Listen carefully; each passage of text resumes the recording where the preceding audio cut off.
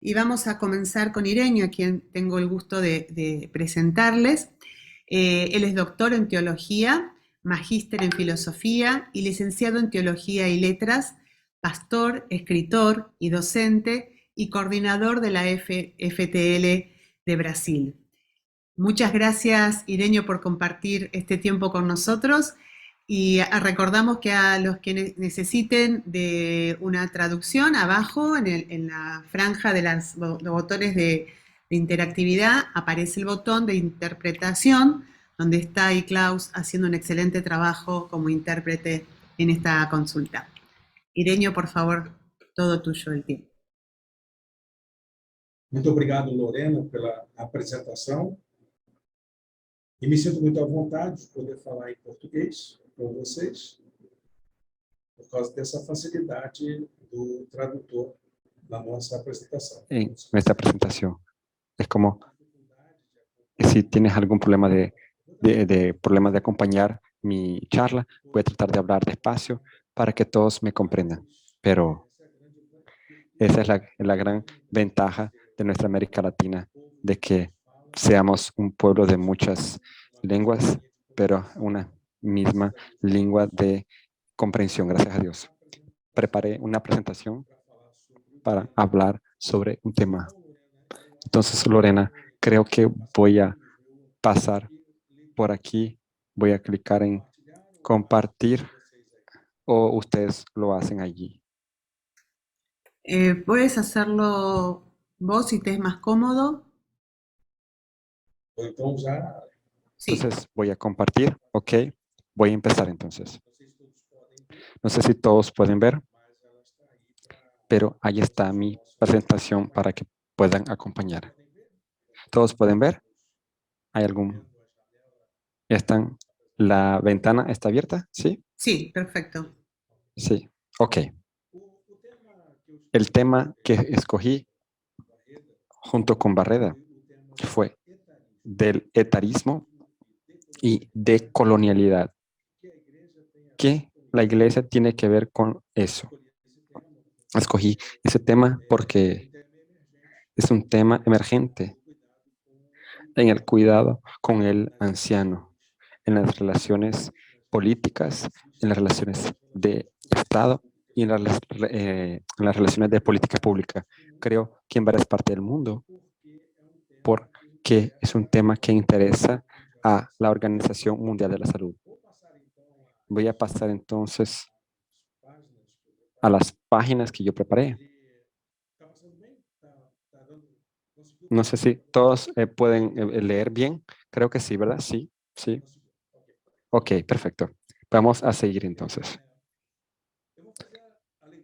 Voy a hacer la lectura en portugués, pero ustedes la pueden hacer ahí y acompañarme con más facilidad la redacción en español. La OMS, Organización Mundial de la Salud, define la discriminación por edad o ageism como el conjunto, en algunos lugares se le llama como idadismo, en portugués etarismo, o una situación de ageismo, de ageism, por la influencia del inglés. Entonces, esas prácticas guiadas por estereotipos, prejuicios y discriminación son dirigidas a las personas por cuestiones de edad, ¿no? Más avanzadas. En Brasil se optó por el uso de la palabra etarismo, como es definida. El etarismo no va realmente a influenciar solamente el anciano, pero al joven, al niño, que es víctima de pedofilia, ¿no? Al que está en la mitad de la edad, que no sabe si es un anciano o si es un joven, porque la edad es una de las primeras cosas que nos damos cuenta al otro. Cuando entramos en contacto al otro, cuando ustedes me ven, lo primero que ya se dan cuenta es que yo no era joven. Lo primero que se dan cuenta de otra persona cuando ven es su edad. Así la vida nos va describiendo a través de nuestros reflejos de edad. Y cuando percibimos al otro de su diferencia de edad, nosotros en la verdad estamos identificando a él o a ella como una persona, un individuo. Tú ciertamente has escuchado la siguiente frase en tu vida. Tú no tienes más edad para eso, para hacer estas cosas. O tal vez alguien ya te dijo, ya escuchaste. Recientemente, ahora en el inicio del mes de marzo, aquí en Brasil, sucedió una situación que jóvenes universitarios que ingresaban a la carrera de biomedicina hicieron un video en TikTok, red social, para poder presentar una situación de su salón de clase en la universidad. Las niñas, las jóvenes alumnas reclamaban que había una compañera de clase que tenía 40 años de edad iniciando su paso de universitaria junto con ellas. Y una de estas jóvenes dijo, cuando, aquí está la frase, ella tiene 40 años, era para estar ya jubilándose y no empezando una carrera universitaria. Ese tipo de prejuicio él se empezó a viralizar rápidamente en Brasil y causando una discusión muy amplia que llamó la atención de psicólogos, de profesionales en la área de la educación, para procurar entender por qué los jóvenes pensaban de aquella manera. Entonces, la iglesia no se quedó de fuera, no se abstuvo de este debate, porque las prácticas de discriminación, de prejuicio que existe contra las personas ancianas de mayor edad, eh, realmente va a atingir, va a impactar en la convivencia en el ámbito eclesiástico. También se encuentra, lógico, no se queda, no se excluye las demás etapas etarias, pero las mayores consecuencias van a recaer siempre para las personas más ancianas, más de edad avanzada, lo que se llama entonces de etarismo o surge cuando las relaciones entre las personas de diferentes etapas etarias van a tipificar unas a las otras por causa de la diferencia, por causa del conflicto de edades, para causar división, para promover exclusión, para provocar tratamiento desigual y promover injusticias sociales. En el documento de la Organización Mundial de la Salud sobre ese asunto, publicado en el año de 2021, dice lo siguiente. El edadismo o etarismo se va a referir entonces a este estereotipo que lo que dijimos, prejuicio, déjeme pasar aquí está el texto, los prejuicios, que es cómo nos sentimos, y la discriminación, cómo actuamos, dirigidos a las personas en función de su edad. La discriminación por edad, el edadismo puede ser institucional, interpersonal o contra uno mismo. Este tipo de prejuicios se presenta como un desencadenante de riesgos para la salud física y mental, el bienestar y el envejecimiento saludable. Entonces, el etarismo, edadismo o discriminación por edad puede ser interpersonal cuando es practicado entre dos individuos, como con el juicio de que personas de mayor edad avanzada no pueden estudiar una carrera, como estas alumnas en esta universidad brasileña. O cuando hay que dar espacio a un anciano o a una señora en el transporte público. Aquí en Brasil se llegó a un exagero de clasificar algunos lugares como lugares para ancianos y otros no, hasta que se corrigió diciendo que todos lugares, todo asiento en el bus o en el autobús, en el tren, barco o metro es prioritariamente para los ancianos. Hubo que haber una ley para acordarle a todo ciudadano, es prioritariamente para los ancianos. Entonces, el etarismo puede ser también autodirigido, que es aquel que se refiere a nosotros mismos. Cuando puestos vacantes de empleos son realmente excluidos de nosotros por derechos a nuestra propiedad. Cuando nosotros empezamos a trabajar, antes cuando había el cambio de la edad del jubilado, muchos de los ancianos trabajaban conmigo, fueron al centro de la ciudad de Río de Janeiro para poder manifestarse contra la ley de la reforma de la previdencia, de la jubilación. Y fue una sorpresa para mí que todo el aparato del policía que nos estaba esperando en la calle, en el centro del río, era semejante al al aparato represor de la época de la dictadura militar. Yo estaba con mi esposa y un amigo de trabajo, también profesor de filosofía, y les dije, vamos a salir de aquí porque lo que va a suceder aquí no estamos preparados para resistir. Y salimos por una calle transversal. Cuando cambiamos la esquina, nos empezamos a ver que, que son de bombas, gas lacrimógeno y, y acción de la policía violenta contra ancianos que estaban protestando contra la jubilación de la reforma, ¿no? Entonces, el etarismo, la discriminación por la edad también puede ser algo institucional.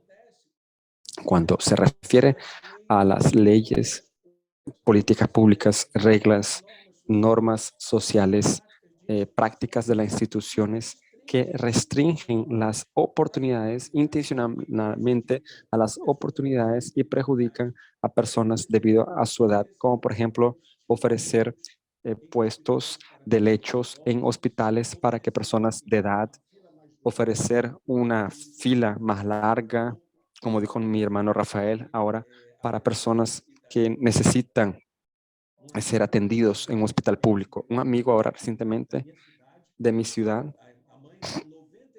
la mamá con 96 años de edad tuvo una fractura del fémur y él tuvo que entrar en la justicia para buscar tener una liminar para que el plano de salud de ella, ¿no?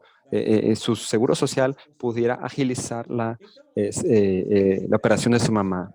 Entonces, en todas las esferas, en los ámbitos de la sociedad, encontramos situaciones que restringen el derecho y también favorecen situaciones que van a ayudar el prejuicio, la discriminación hacia las personas mayores, sobre todo en las organizaciones que brindan servicios de salud y asistencia a las personas mayores.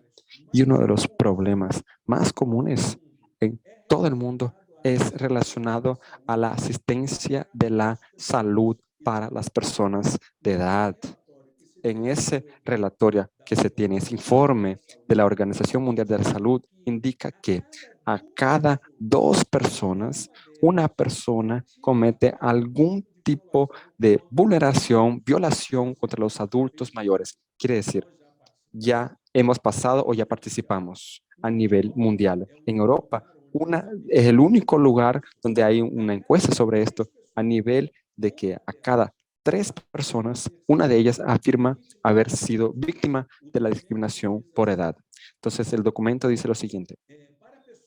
Para las personas mayores, la discriminación por edad se asocia con una esperanza de vida más corta, de peor salud física y mental, recuperación más lenta de la discapacidad y deterioro cognitivo. El etarismo, discriminación de edad, empeora la calidad de vida de las personas mayores, aumenta su aislamiento social y su soledad. Ambos factores estarán entonces asociados a graves problemas de salud, haciendo con que se pueda restringir su capacidad de expresar su sexualidad y pueda aumentar el riesgo de violencia y abuso contra las personas mayores. Entonces, la origen del etarismo, esta discriminación por edad, está íntimamente conectada, relacionada al modo como la modernidad occidental desarrolló sus propias concepciones, conceptos civilizatorios hacia este prejuicio que está conectada al modo capitalista de producción de riqueza. Uno de los conceptos afectados por esta racionalidad moderna está vinculada a la idea de lo nuevo, comprendido como actual, moderno, em en contraposición a aquello que es antiguo, viejo o ultrapasado. Trata-se entonces de una concepción lineal de las relaciones de conocimiento en que lo que viene hacia en adelante es mejor de lo que viene atrás. Esa concepción de conocimiento lineal va a implicar entonces una valorización del progreso y del desarrollo. Por ejemplo, en las ciencias, presente en las ciencias académicas, relaciones internacionales, en las estructuras del Estado, en las relaciones sociales, rechazando así conceptos fundadores de la propia arqueología del saber, que trae allí todo un histórico de desarrollo de un conocimiento propio para cada momento. La linealidad del conocimiento, del saber, de la ciencia, establece entonces una cierta relación de poder que irá a influir en la comprensión de las relaciones humanas, atribuyendo a los ancianos las ideas de superado y anticuado. Aquello que es aplicado a las cosas y a los saberes también es aplicado a las personas. Esta concepción moderna y occidental guió, orientó las estrategias de colonización tratando a las Américas, por ejemplo, como el Nuevo Mundo. El problema es que en este Nuevo Mundo ya existía un conjunto de prácticas y saberes basados en valorar la ascendencia, de la ancestralidad completamente diferente de la concepción del colonizador. Entonces, aquí está la ancestralidad de los pueblos originarios de nuestra América Latina, que vamos a encontrar una respuesta para este cuidado para con la persona anciana. Se aproxima mucho de la perspectiva defendida, por ejemplo, en las escrituras sobre el lugar del anciano en la cultura hebrea. En estas afirmaciones pueden ser encontradas tanto en la Torá como en la tradición poética de los salmos y la literatura sapiencial. Un ejemplo de esto viene del pueblo indígena Cadiveu, que vive, que vive en Porto Murtinho. En la década de 1940 utilizaba una técnica de pintar las vasijas y se pintaban sus cuerpos, los rostros. Había una variedad de estilos que llamó la atención de varios investigadores, como por ejemplo el final del siglo XIX, el, el pintor Guido Boggiani, el italiano, y a fines del siglo XIX, en 1930, el antropólogo Claude Lévi-Strauss. También aquí en Brasil hubo un investigador antropólogo, Tarcís Ribeiro, que se quedó encantado con la arte de pintar vasijas, cuerpos a partir de los llamaba esa arte como la más elaborada manifestación artística de los indios americanos. Los dibujos eran hechos por las mujeres y entre las mujeres solamente las más ancianas de 60 años eran capaces de hacer los mejores dibujos. Las grandes artistas valorizadas por aquella comunidad indígena eran las personas con edad superior de 60 años. Ellas producían la mejor arte. Nuestra concepción cristiana, entonces, ella es heredera de esta tradición hebreo-judía, que es semejante a esta tradición de la ancestralidad de nuestros pueblos originarios. Está presente en las formas y organización de la iglesia, como por ejemplo el tratamiento que se le da a los presbíteros, que la verdad no eran los pastores ni los administradores, pero eran los ancianos y también los presbíteros, quiere decir ancianos. Y también en los consejos que se dan al cuidado de los ancianos. Consejos, por ejemplo, como los que fueron dados por el apóstol Pablo en la carta de Timoteo y en la carta de Tito. Pablo dice a Timoteo, no reprendas con dureza al anciano, sino exhórtalo como si fuera tu padre, las ancianas como madres. En Tito dice, enseñad a los ancianos a ser sobrios, respetables, sensatos y sanos en la fe, el amor y la paciencia. Asimismo, enseñad a las ancianas reverente en su modo de vivir, porque él y ellas eran ejemplos para la juventud, para los más nuevos, para que puedan orientar una relación saludable en la vida comunitaria. Entonces, la iglesia tiene ese desafío de actuar en favor de la construcción de un mundo en que todas las edades tengan lugar, inclusive los más ancianos. Acciones eclesiales pueden ser en ese sentido. Quiero sugerir aquí algunas de estas acciones que puedan contribuir para una mayor conciencia al respecto del lugar de las personas de edad en la iglesia.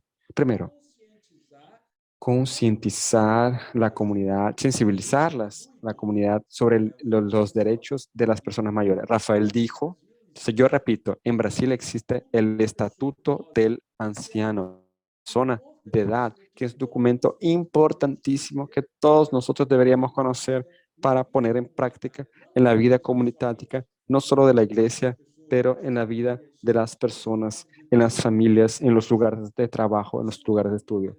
Segundo, crear espacios para que las personas mayores desarrollen actividades comunitarias encaminadas a la solución de problemas comunes. Una de las iglesias que pastoreé teníamos un fuerte grupo llamado de tercera edad, la mejor edad, y este grupo hacía trabajos manuales, confeccionaba objetos de tela, de ropas para poder hacer donaciones a personas necesitadas y también para vender, levantar recursos para obras sociales. Y como eso hacía con que se convirtieran en personas más útiles. Tercero, desarrollar acciones de acogida para hombres y mujeres. Cómo existir moradores de calles, personas desamparadas, que al llegar a la edad más avanzada se deparan con la dificultad financiera, con los bajos rendimientos de los beneficios sociales. Y por fin, desarrollar una hermenéutica bíblica que prepare a la iglesia para que todos puedan disfrutar de una vejez saludable. Era eso que lo que tenía para hablar. Muchas gracias. Dios les bendiga a todos.